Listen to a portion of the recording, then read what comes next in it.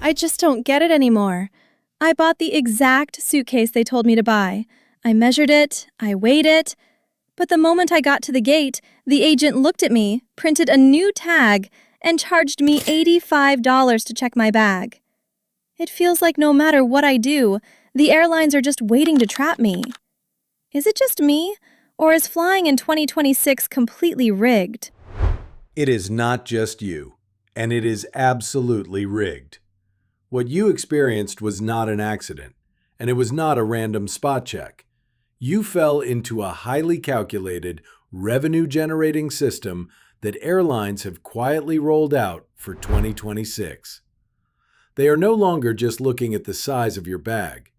They are looking at your behavior, your shopping habits in the terminal, and even the clothes on your back.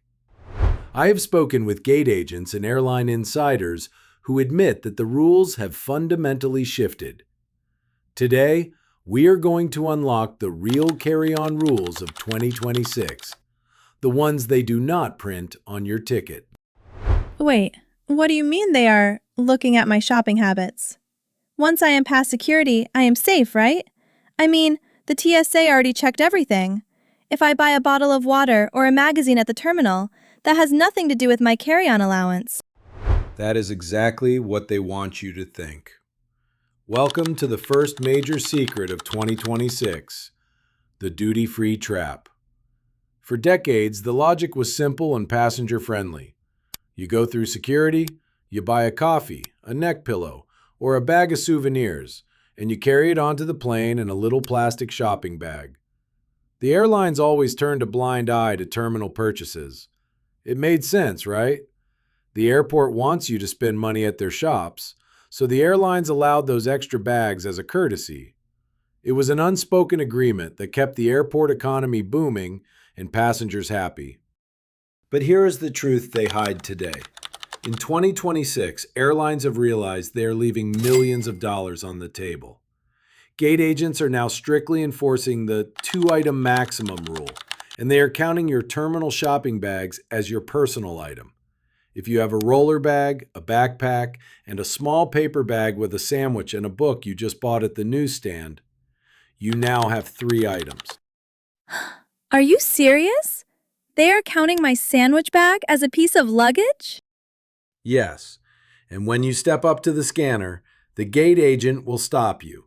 They will tell you that you are over your allowance.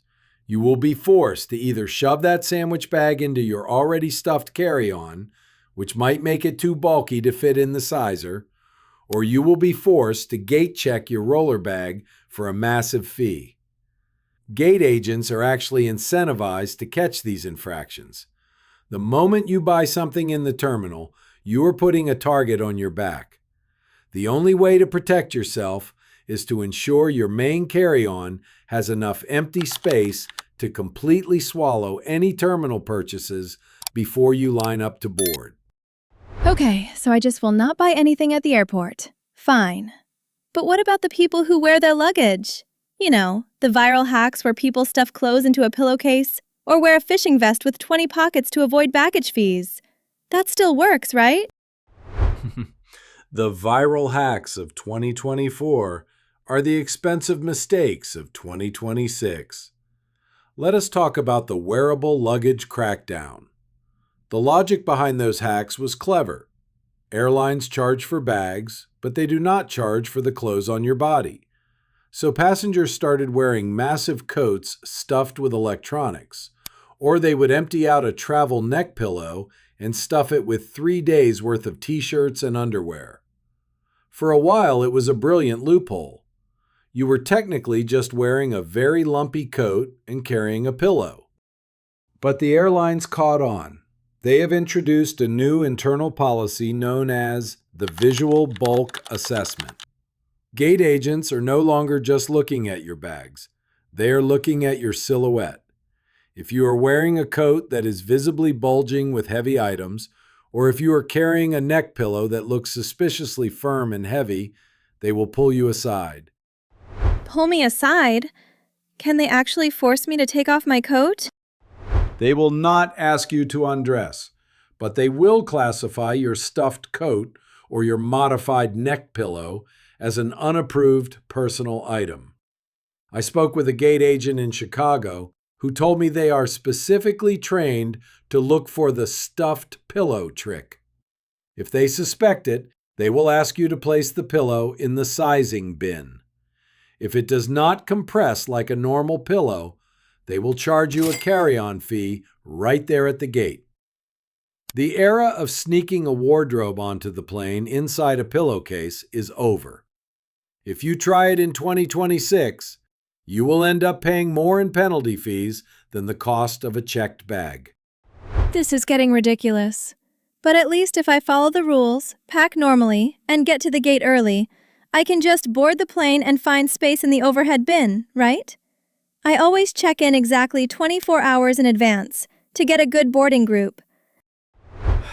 I wish it were that simple. But this brings us to the most insidious secret of all: the algorithm boarding penalty. You think your boarding zone is based on when you checked in, or maybe your frequent flyer status. But there is a hidden layer to the algorithm now. Let me explain this with an analogy. Imagine you are playing a game of musical chairs at a casino. The music is playing, and everyone is walking around the chairs.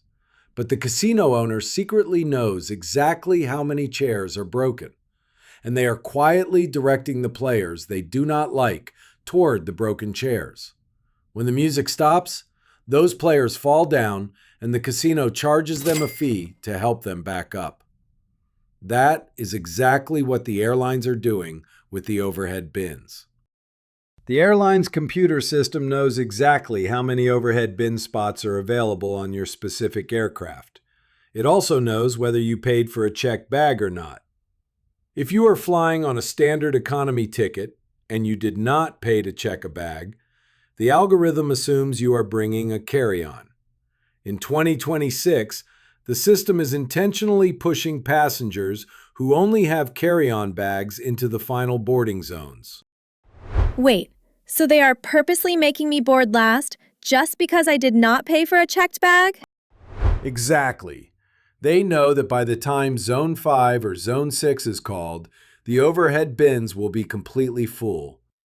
When you get to the gate, the agent will announce that the bins are full and all remaining roller bags must be gate checked. Sometimes they do this for free, but increasingly, if you are on a basic ticket, they will hit you with a last-minute processing fee.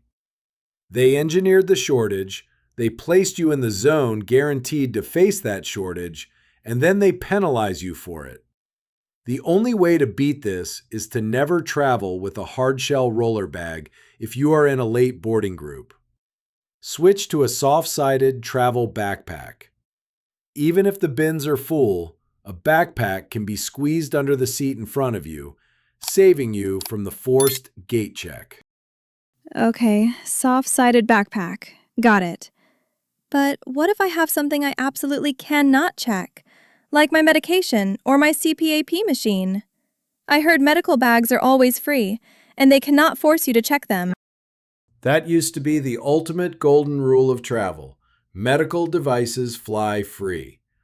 For years, passengers would put their CPAP machine in a large duffel bag and then secretly pack their shoes, laptops, and extra clothes in the same bag. When the gate agent asked, the passenger would just say, "It is a medical device," and the agent would back off immediately because of federal disability laws. It was the ultimate free bag loophole. But in 2026, the medical bag trap has been set. Airlines have completely overhauled how they handle medical exemptions. Gate agents are now authorized and required to perform visual inspections of medical bags at the podium. They actually look inside your bag at the gate? In front of everyone?